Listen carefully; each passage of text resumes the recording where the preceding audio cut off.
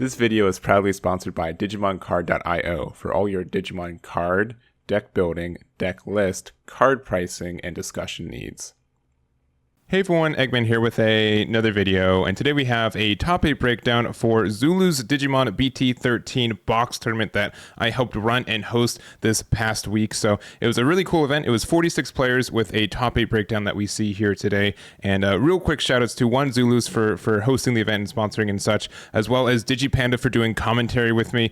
He really carried it. I was just exhausted at the time, so I really do appreciate not having to do that by myself. If you guys want to see the match coverage, it is on my Twitch right now, and I should be re-uploading it to YouTube in the next week. I'm going to be traveling this week, so it might be a little bit shaky on that, but that is kind of the plan there. But again, it was 46 players, 6 rounds of Swiss, and it was on again on my Twitch. If you want to see this, all these deck lists and other ones that I've covered for the BT13 format is on my website, which is linked to the description, and let's get on into it. So in this top 8, we did have 2 Greymon builds, 2 Royal Knights, 2 Belphys, 1 Beelzemon, and a Bloomlord as well. And there weren't any shines in the top 8 for this one. I definitely know that people were playing it, but it did not get a top on this one. I know that's been kind of like a point of topic of how good that deck is, if it's too good, if it's not good enough, like a balance between it. And I do think that the deck is very strong. I know like the previous deck list I went over was the Latin American like regionals that was like 9 of the top 16, but I think that was more of an anomaly for that. So we'll have to see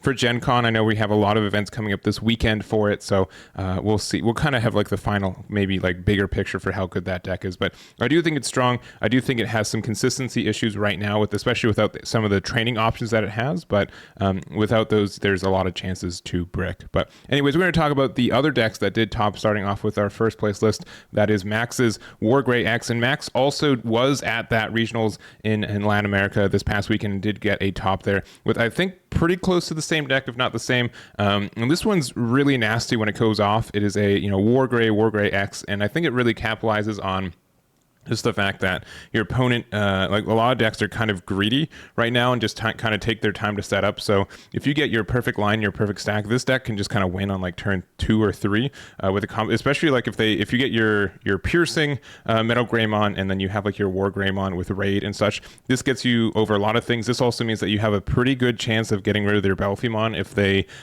since you get to swing twice with this with raid, you're able to try to attack into it. They're going to discard 2, and if they don't play a blocker or already have a blocker out for the second swing, you just kind of pop it and then you kind of win from there. So that's very strong. I think that helps out. WarGrey X, just for some additional consistency. WarGreymon from BT1, which lets you just get the security attack +1 and also get the the additional like no options get triggered. So this one's obviously a bit more of a like swinging for the fences, but it will definitely go off, and you can digivolve into this and then go into there, and it's when digivolving you get the security attack +1. So you can go into this and then X antibody swing, go into the WarGrey X, and you keep the security attack +1. So, and then 1 Omni X, 2 of the Omnis, and kind of go from there. But only running, I guess 12 rookies is not too bad. We did see it brick once or twice on stream, but I think Max was really strong with the deck, did very well with it, and was able to kind of overcome that as well. So this is the list. Congratulations to Max for their first place there. Next up we have Weston with their second place Royal Knights, and this is running the GX build of the deck. And real quick, I do want to kind of mention, because it was kind of a point of contention for it. So the this card is a Royal Knight option card. However, the King Brazil has an effect that says breeding your turn once per turn. When an option card with Royal Knight's trait is placed in your battle area, get to gain 1 memory. And so this card isn't placed, it is just used. So it only works for delay options essentially with Royal Knight. So there's this, and also Master the Disciple one, so for the red Chessbon one. So those ones will trigger it.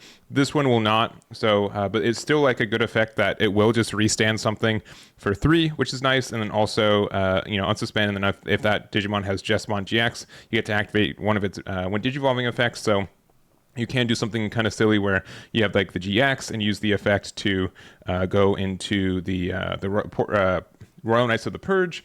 Use that effect to pop this out for free, and then you can attack with it, and then you can use this to use this when digivolving. So the when digivolving for this is you can place 1 card with Royal Knight's trait, play cost of 13 or less from your hand or trash underneath this as the bottom. You get to activate this when digivolving, and then you get to blitz.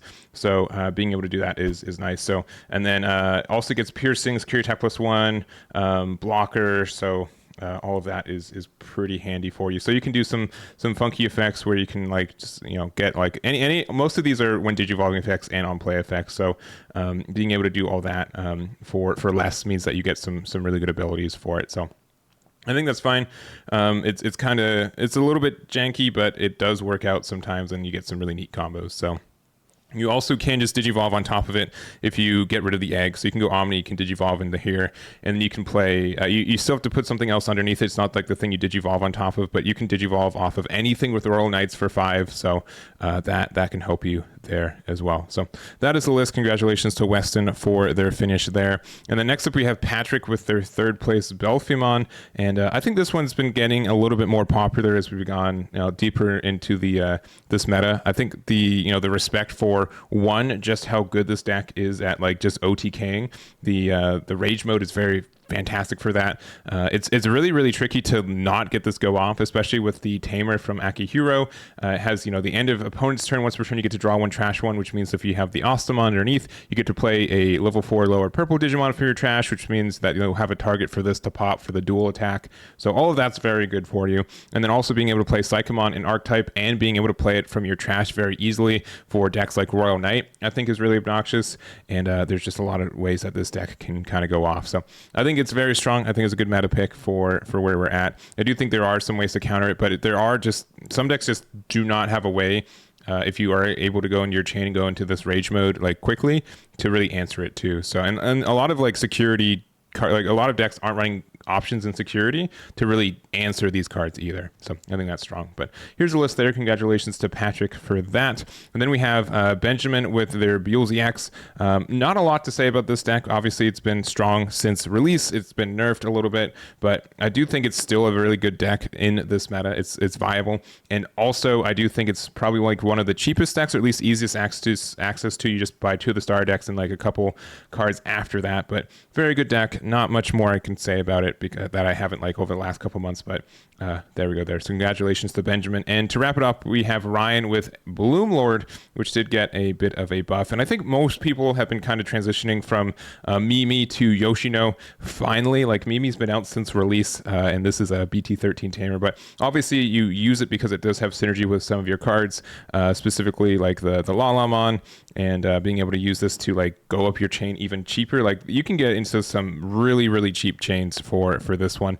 And also, Quartzmon is very good. You do have to respect that for some decks. And then also running 1 copy of the Merciful mode, which can digivolve on top of a green level 6 for 6, which means you do get some additional advantage from there. And you can place 10 cards of bottom of your own deck, and which can mean like Belphemon targets and pieces, which I think is good. And then, Beelzemon. There's a lot of decks that do care about the cards in their trash, and being able to get rid of them is pretty strong too. So, and then hidden potential, because that card is still busted. But that is it for me. I know this is like a shorter event, shorter coverage, but I do really want to say thank you guys for hanging out for the event. It was really fun to be able to host this. We're going to probably host one sometime later this month too. And if you guys are interested, make sure to join my Discord, which is linked in the description, and you'll get announcements for that, and on my YouTube and other socials too. So that's going to be it. Thank you guys for watching. Thank you very much again to DigiPanda for helping me host this, and also our Ryan, our head judge. I didn't think I mentioned that in the first part, but Ryan, thank you very much. Appreciate it. He stayed up super late because he was on the East Coast for this event, and we did do this full 6 rounds, so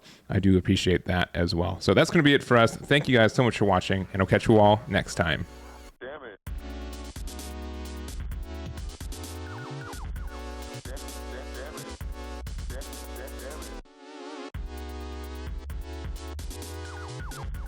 Damn it.